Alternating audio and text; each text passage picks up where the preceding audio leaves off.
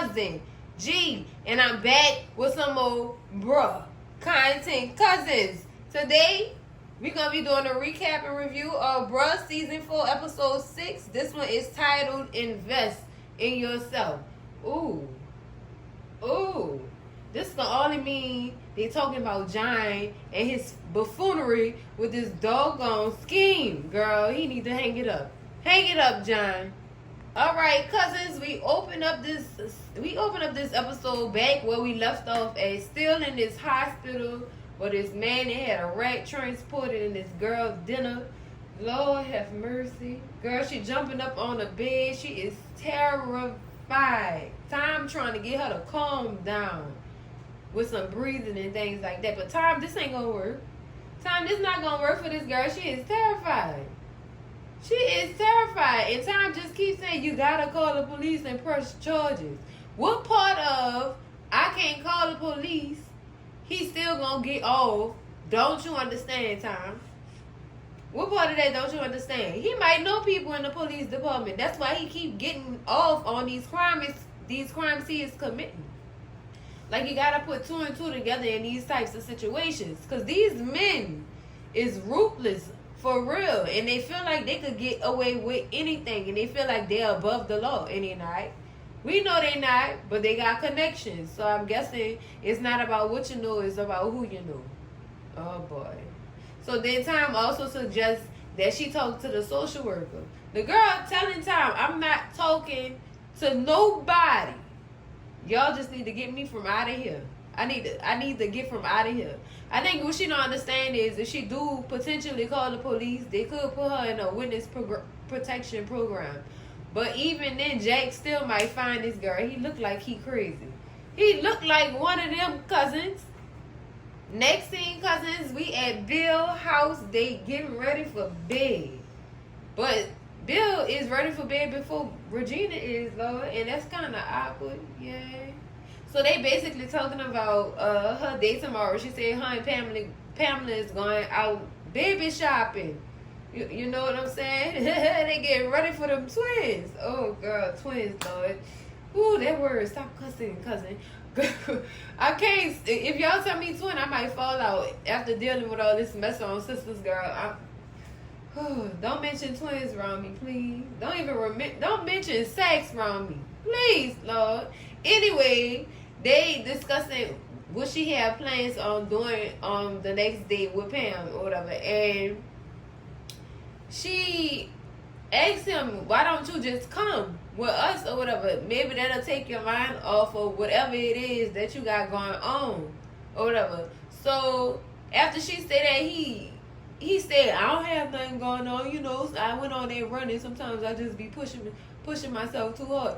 Bill, you lying again. He has resorted from Bill 5.0 to Bill 2.5 because he lying. You tell this girl the truth. This is why, girl, I can't do this with men who don't know how to tell the truth. I can't do it. I cannot. I've been and slapped them. Tell the truth, please. So he then agrees to go. He said maybe I should go, but that's just to make sure you don't be spending all my money. Wow. How about you stop telling all these lies, Bill? Ugh. It's just disgusting. Next scene, cousins, we back at Greg's house, girl. Greg had him a one night stand and he don't know how to let the girl go. He inviting the girl out. He asking her, why you gotta leave now? The girl said, I gotta beat the son home. What is you talking about? I don't have to stay here with you. This was a one-time thing. Or whatever. And I guess it must have been so good to a point where he was asking the girl to go on a date with him or asking her to stay home, stay at the house with him and watch a movie. It was giving real simp behavior. Simpleton. Lord, it was tragic. And he was like, well, I don't understand. Why don't you want to spend time with me? You don't even want to go on a date with me. No. The lady said, I just got out of a situation and I'm trying to enjoy my freedom. I'm not trying to be locked down again. So, no. That's why. Girl gave him a kiss on the cheek and told that boy to take care. He was stuck looking stupid. No, Greg. She don't want none of that you trying to offer. But I know somebody who do want it, but you turned that one down. So I mean, hey, look at that. The math is definitely mathing for Greg right now. Next thing, cousins, we back at the hospital with Tom. He is going into, I want to say that's the lunchroom. Yeah, it look like a lunch break room. And he finally meets up with the social worker. Her name is, I want to say the name I got was Kim Louise. Kim Louise, and he's telling her the story about Claudia and her husband, Lord. Ugh. And it kind of seemed like Tom was trying to be a little flirtatious by grabbing this woman's hand when she was actually asking for his phone. Because what happened was, he told her that they had been trying to get in contact with her or whatever and wasn't able to because her assistant was telling people that she was unavailable. And it turns out she been having her assistant filter her calls so that she can have a peace of mind. So Tom said he understood that or whatever. But he go on and running it down to her about Claudia and her husband and who her husband is and what her husband has been doing. And he fears for this girl's life or whatever. And the social worker was just basically like, unfortunately, if she don't want the help, I can't force it on her.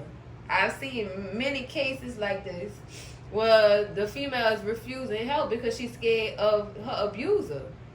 So I can't really do nothing if she don't want to do nothing. And Tom was like, oh my God, this is a nightmare. I just want this girl to be safe. I don't want her to die, which is understandable. So the social worker does get up and say she has to go take care of some business across town, but she will be in contact or whatever, and she will give him the green light, you know, when she feel like she could do something for her outside of her wanting to be helped. So, girl, this is some tragic stuff, girl. This is tragic. Next scene, cousins, we are at the yoga studio with John. Now, this is one of Natalie's yoga classes or whatever that she instructs. Girl, John is in this girl establishment soliciting his product, child. I mean, bothering these women while they trying to get their... Oh, girl. You should try some of this. And Natalie catch him doing it, and she like, I know you're not playing with me. I mean, she didn't say that, but she said, I know you're not soliciting in my doggone business. Girl, John is trying to hustle for real. He don't care what he have to go to do it, as y'all can see. So Natalie ends the class, and you know she dismissed all her clients and stuff like that. And her and John stay behind. And Natalie won't get a feel for what it is John trying to do. And while John is explaining the product, he mispronounces aphrodisiac. He said it's aphrodisiac. Like, just like, John, no. How you gonna have a business and you can't say no words? He had the meaning down pat, I'm not gonna lie, but the pronunciation, baby. He was adding words that ain't never been added before, child. That was his word, not Webster's. Girl, just done, John, Lord. So Natalie about to go off to lunch or whatever, and she said, you know, she tried to give him an opportunity. I'm gonna let you tell me about your business in a more professional way or whatever, which is understood. It sounds like she giving him a chance. And child, she say, John, invest in yourself. I believe you when you explain it to me the right way. I'll look into it. Like, I'll take you seriously as long as you come at me more professional. That's all Natalie wanted. And he needed to learn that lesson. He really did, because, son, going up in there to practice something you ain't never practiced before, about to trip all over yourself, about to end up in somebody's emergency room. No, John. No. I understand the hustle by any means, but Lord have mercy. Not the means of your life doing stuff you ain't never did before. Lord have mercy. Help him. Help him, Lord. Next scene, cousins, we in the apartment with Greg. Girl, Greg is preparing. Well, it looks like he just sitting on the sofa. I don't know, preparing like a little tray and some wine or whatever. And he get a knock at the door, and of course it's daughter. Look like he didn't invite his daughter over after that girl ain't want to spend no more time with him after that one night stand. Look at him running. Just running to the next arms that's willing to receive him. Greg, Guess when one drop and you move on to the next time. That's how it goes. But they go and sit down and he shares with her, well, he shows her this wine. Now, supposedly this wine came from one of his friends that's in California going through a divorce or whatever. And he said a friend called him one night, drunk out of his mind, after 10 years of marriage and how it didn't work out or whatever, and he felt like he gave the wine to him for free to take his mind off the wife or whatever. And he also go into how since he gave me this expensive wine, the wine, keep in mind, y'all, is like $7,000 a bottle.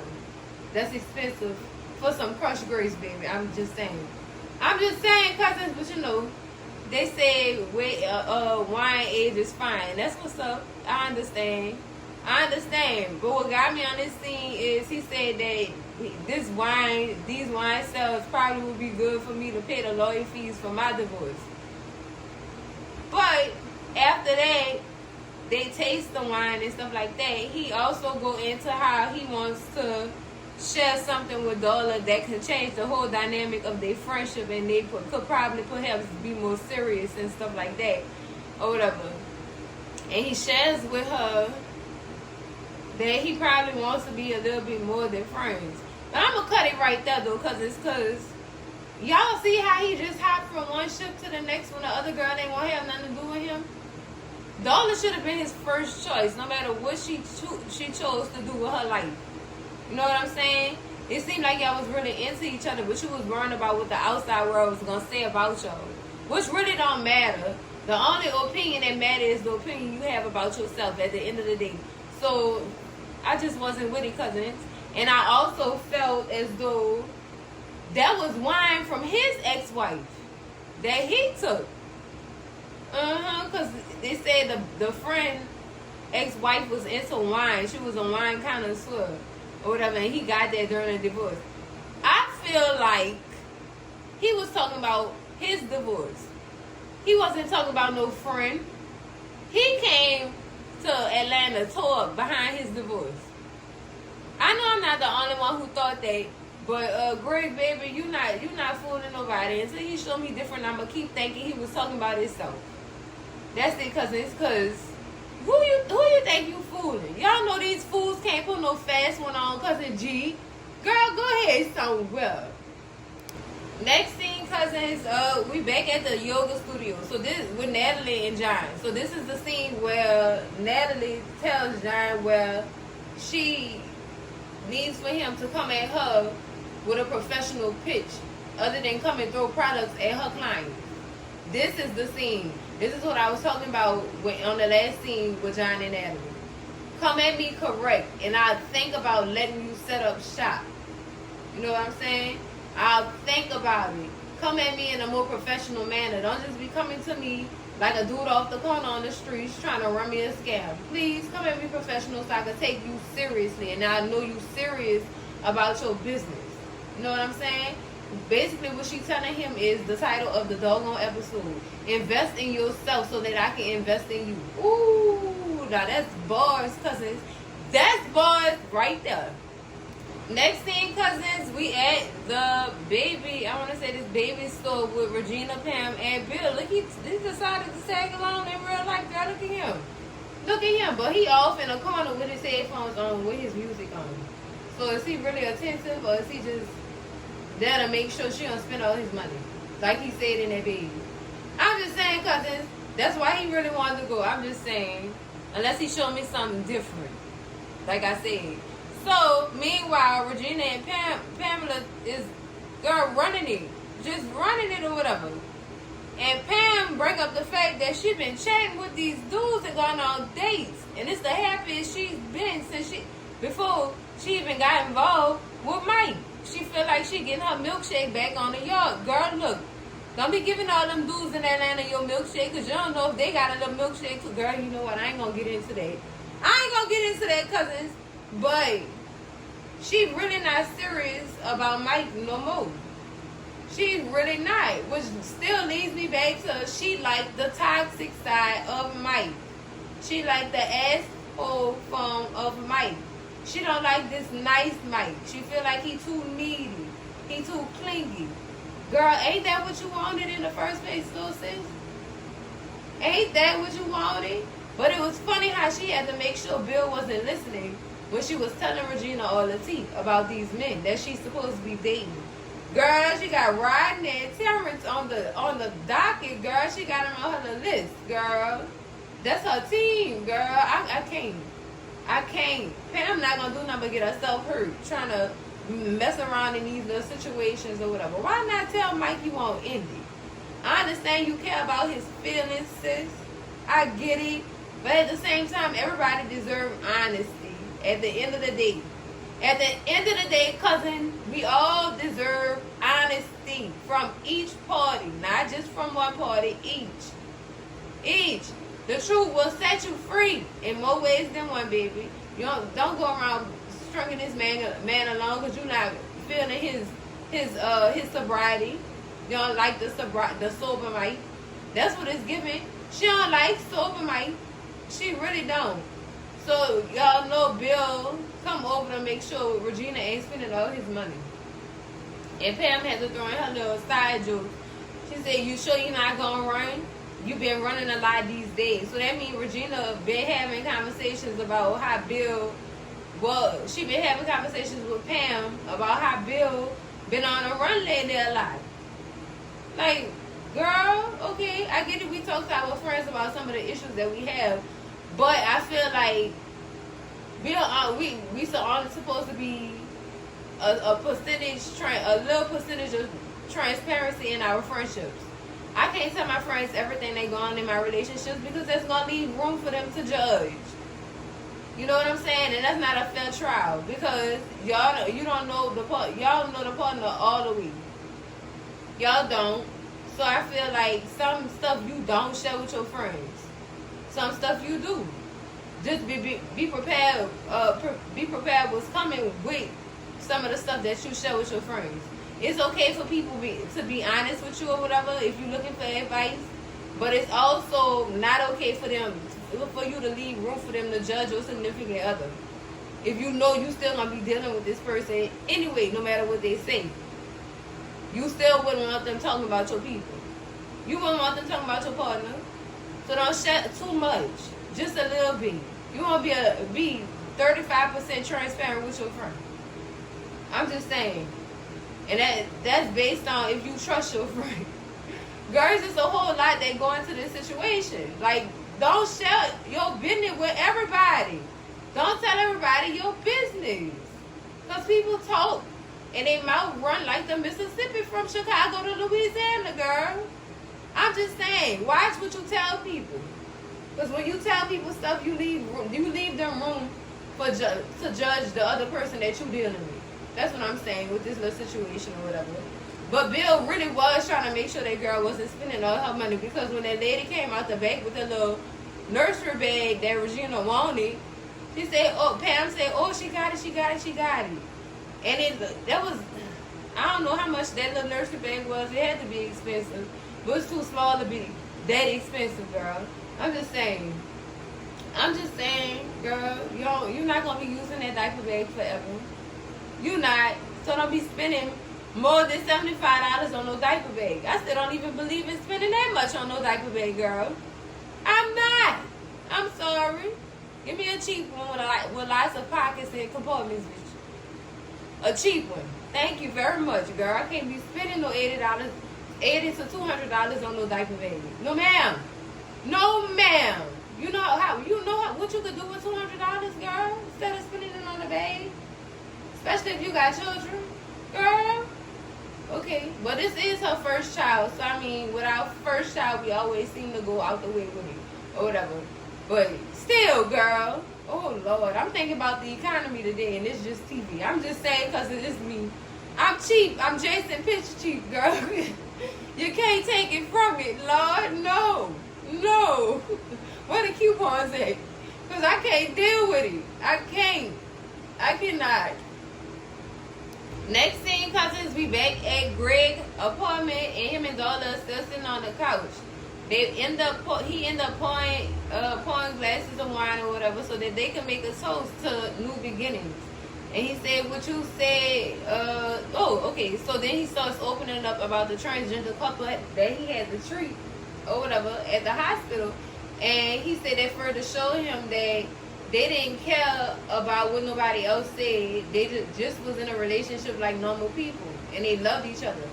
And you know, I see it now. I see it. And I feel like that's something that me and you could do or whatever. And I want to start this off by taking you on a real date. And Darla just like, wow. So that means you don't care what people gonna say if they see us out together?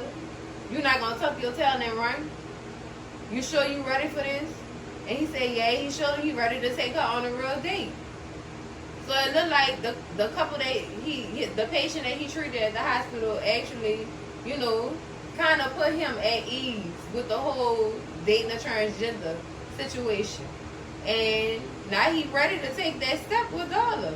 Which is what he should have been did. Stop worrying about what other people got to say. Other people's opinions do not matter. It's the opinion that you have about yourself that matter. Or whatever. Sometimes outside opinions do matter to help you become more self-aware of how you act and your characteristics and things like that. But when it comes with the people that you're dealing with, them other people's opinions do not matter at all. They don't matter. Stop worrying about other people that's minding y'all business and let them mind the business that pays them. Okay? Okay. This is a move that I think he should have been made, in my opinion. Stop being ashamed of the girl and show how you really feel. And if they can't deal with it, goodbye. They got scissors right there. The cutoff is real. Let's go. Next scene, cousins, we back at the house with John. John ain't rushed home, girl, to come change his clothes into some business attire. And Miss Alice is there too. She wondering what's going on. John came, took his clothes off, left them all over the house, shoes everywhere, girl. Just got this woman wondering like, what is you doing? So he in the bathroom changing. Miss Alice trying to get up in there like, what is you doing in there? And he's like, Mom, give me some privacy, Lord. And she tell him, look, I didn't see all of it before and ain't much to look at. So what is you doing? So he finally tell her about the pitch that he gonna make to Natalie about selling his products in her yoga studio or whatever to her clients. And you know, Miss Alice is kind of amazed to a point where she said that John remind her of his uncle Clarence, his daddy brother. His daddy brother used to make moonshine in their grandma bathtub and sell it all around town in mason jars. Like he was really hustling and he made a whole bunch of money off of it. And she said she kind of see that entrepreneurial spirit in John, and she said she proud of him. She basically encouraging him and giving him all the attention that he needs towards his business that he been hoping for or whatever. He been wanting her to support him in these business ventures that he taking. That's all he been asking for. Y'all know Miss Alice. She be full of the jokes all the time, but in this particular scene, she really, really, really went in mama mode with encouraging her son to go after what he dreaming of or whatever. Go after his ventures and do it. You know, do it professionally. Like, do what you gotta do or whatever. Go get your hustle on or whatever. She was acknowledging him, and that's all he needed or whatever. So when he finally left about the door, girl, Miss Alice said that boy ain't gonna make nothing. He can't even pick his clothes up off the floor. How you gonna try to sell something you can't keep your own house? Please, girl, I'm done. I am done. Miss Alice, you had me for a while, but here she come with the juice, Lord. Here she come. Next thing, cousins, girl, Bill is having a nightmare, Lord. He in the hospital room with Claudia. Claudia is asleep if she wake up and notice Bill there in the hospital room with her, the first thing sis say is run, Bill. Run. She didn't say this like 5 times. And he's still like, what you talking about? When she said run, Bill, then she stopped breathing. And he just calling her name, like, what's going on? And finally, he wakes up out the dream to Regina asking him, like, what's going on? Like, she trying to wake him up, but she noticed he having a bad dream. He didn't fall asleep while this girl is out shopping or whatever. And when she finally do get him up or whatever, he in such a trance. He like, what am I? Bill, you still in the doggone mall or wherever they at, because they look like the hospital too. I don't even know how they feel about this, but I'm not going to get into that. But he don't know where they at. He think he in the hospital. Lord have mercy. So Regina tell him that she done shopping and now she hungry or whatever. She had just bought them some food to eat, because she know he hungry too or whatever. So she sit down and discuss what she bought. No, before she get into what she bought or whatever, she tell him that Pam already left or whatever. She ate and then she left. So Pam must be going on one of them little dates with one of them lament. It could be Terrence or Rodney. Girl, don't know. Pam around here with a full deck, girl. You never know what she doing. So he then goes into asking her about, what else she bought and stuff like that. I was hoping that you ain't buy it. Well, he said, no, okay. So Regina asked him what he was dreaming about or whatever. And he said he was dreaming about her buying that expensive stroller. Girl, I'm done. That is not what you was dreaming about. All these lies. And I feel like this cousin, he might be keeping it from her for her own safety. Which that don't make no sense. Let her know what's going on or whatever. Y'all honest with each other now. Why you can't be honest about this? So we already know he didn't went back down to build 2.5. He ain't built 5.0 no more. He not. That ship has sailed. So she said, well, he said, I don't understand why babies need designer anything or whatever. It's not going to last them long or whatever. Of course not. I told y'all how I feel about expensive baby gifts. I told y'all that. I'm not about to drop Mercedes-Benz down payments on no baby stroller or no diaper bag, girl. It's not in me. I can't do it. I told y'all I'm Jason Pitch Cheap.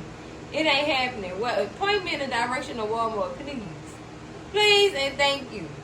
But she, she's still a little concerned about what he was actually dreaming about. So she said, well, now that you're okay, we should go because I'm done shopping. And plus, we hungry. Meaning her and them twins, girl. I don't like that word. Oh, girl. So she ended up leaving with the bags or whatever, with the bags of food, and leave Bill with the bags of the stuff that she had already shopped for. Bill looking around like, you not going to help me? And she already gone at this point. He said, well, I'm starting daddy duty early. Welcome to fatherhood, Bill. Welcome. Next scene, cousins, we back at the yoga studio with Natalie and John. John is looking the part, baby. He looking the part. He ready to sell his product. He's ready. Lord. He started off telling Natalie about the product. When he did, he was a little shaky. Like he was scared. He didn't have the right words put together to come out of his mouth about what he was trying to sell or whatever. And Natalie was just like, when you gonna start explaining this product to me? Like, sis is like, you wasting my time. In so many words, but not saying nothing at all. It was all in her face. Y'all know Cousin G read faces. But she just was ready for him to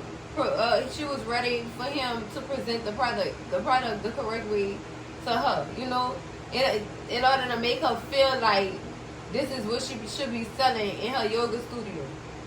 And he told her basically this product sells itself. It helps your clients with their performance, their health.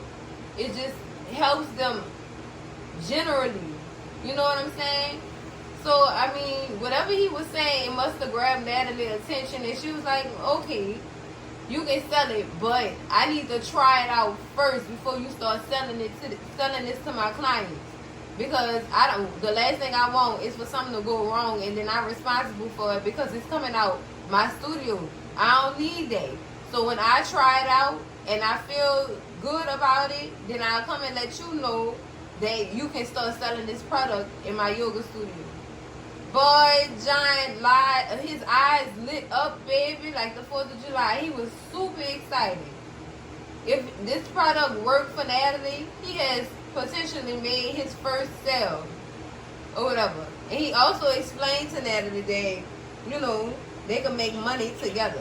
And basically, Natalie wanted to see if she was going to see a profit out of even letting him do this or whatever. So, it worked out for him.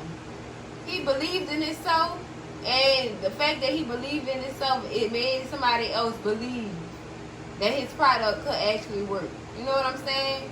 Once you show that you believe your product could work, once you believe in your product, that product will definitely sell itself. And that was the honest to God truth. It really was.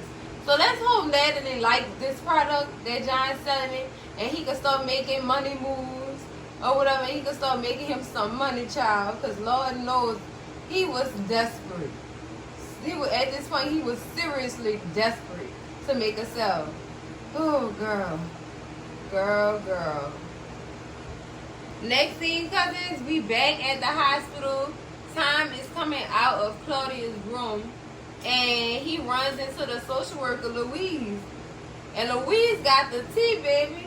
She done came back with the tea. She said she spoke with one of her old detective friends who's retired now, and they looked into Jake.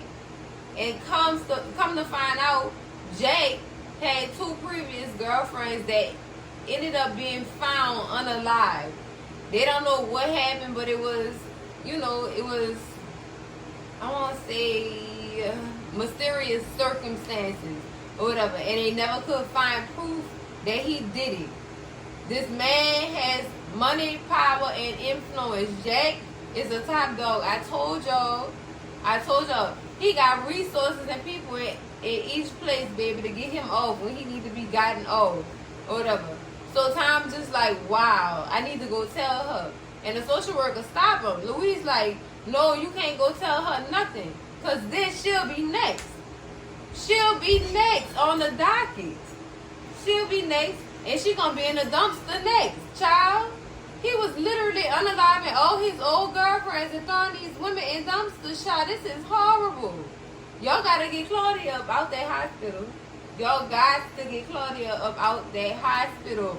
Like last week, get her up out that hospital. Ooh. So, Louise tell Tom, you should let me go speak with her. Or whatever. So, as Louise going into Claudia's room, this man passing by, girl, this mysterious man, he look like a janitor. But y'all know that's not no janitor. Look at his face. Look how he dressed up. That's one of Jay's people he done sent up in that hospital to see what's going on with Claudia. He really got people in that hospital watching this girl, trying to watch and see what her next move is gonna be. And I guess that's gonna give him, I don't know, give him grounds to do what he did to them other women, to Claudia. Y'all better save this girl. I hope they save this girl, cousins, because this is horrible. This is so very horrible. And I think he did, the dude who was pushing the drink, I don't know what that was, but whatever he was pushing, he did look in that room to see that Claudia was still in that room. And girl, security, what is you doing? You notice what we noticing right now? You seeing what we seeing? You should have questioned him right then and there. Man, these people eyeballs act like they don't work. Lord, this is horrible. Y'all gotta save Claudia and get her from out that hospital. Well, cousins, that's it for the recap and review of Bruh Season 4, Episode 6, Invest in Yourself. Child, I gotta say this was a good episode. My takes is I'm so glad that Greg finally realized shish from sugar and finally was willing to open up to daughter and take her out on a date. Let's see if that date actually happened though, because it looked like if he do take her on a date and his boys catch him on that date, he gonna freeze up. That tail is gonna be tucking in between his legs and he gonna run off. Cause you know what happened in that bar before when John bought Dollar up. When John bought Dollar up, y'all seen how he froze and he was ready to leave the bar. Cause he didn't want to talk about nothing that was concerning Dollar and their relationship or whatever they had going on, the situationship. Girl, this is tragic. I just really hope they get Claudia about that hospital though, cause girl, that's just horrible. What that young lady is going through. I don't wish that on nobody, not even my little worst enemy, girl. I really don't. That's horrible, cousins. But that's it for the video. Make sure y'all slap that like button like it owe y'all some money. Scream at Cousin G in them comments and let me know what y'all thought about this episode, baby. Scream at me in them comments. And baby, share this video with all y'all people, your mama, your daddy, your sister, your brother, y'all cousins, your Mr. auntie, your nose ass uncle, who probably won't know if that security guard was really doing his job. Like, what is you doing? I know, I know. I was wondering if his eyeballs work too. I'm trying to see too, Ugh. And baby, if you're not subscribed to the channel yet, girl, what is you waiting on? Jack the Fine Claudia, girl. Woo, girl. I hope they don't find cousins. But in the meantime, in between time, subscribe to the channel, and I'm gonna see y'all in the next video, cousins. Love y'all.